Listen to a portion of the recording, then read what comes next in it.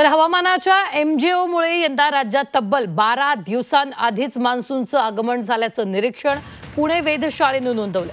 MJO म्हणजे एक ढगांचा पट्टा, तो पूर्वेकडून पश्चिमेकडे मार्गक्रमण करत असताना मोसमी वाऱ्याच्या संपर्कात आल्यास वेळेआधीच मान्सूनचा पाऊस पडतो, अशी माहिती हवामान तज्ञ डॉक्टर SD सानप यांनी दिलेली आहे। त्यांच्याशी बातचीत केली आमचे प्रतिनिधी चंद्रकांत फुंदे यांनी।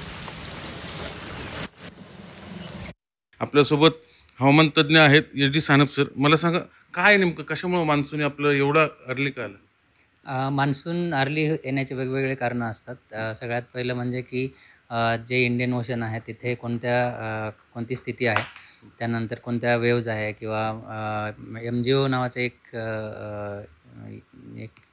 टेलिकनेक्शन पॅटर्न आहे। क्लाउड बँड्स जे आहेत ते पश्चिमेकडनं पूर्वेकडं जातात आणि ते इक्वेटोरियल रिजनवरून जात असतात आणि इक्वेटोरियल रिजन मध्ये वेगवेगळा जो समुद्राचा भाग आहे तो पण येतो। त्याच्यामध्ये इंडियन ओशन असेल किंवा पॅसिफिक असेल किंवा प्रशांत महासागर असेल, तर ज्यावेळी ते क्लाउड बँड्स आपल्या हिंदी महासागरावरून जात असतात आणि मान्सूनचं जर ऑनसेटचा स्टेज असेल तर त्यावेळी ते अर्ली म्हणजे ते म्हणून साधारण कधी होतं कसं?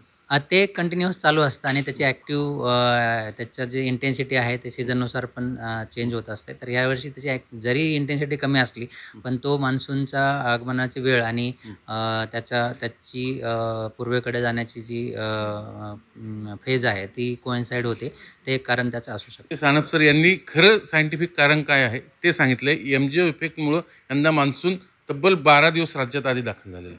व्हिडिओ जर्नलिस्ट विकी कांबळेसह चंद्रकांत फुंदे, जे मीडिया पुणे।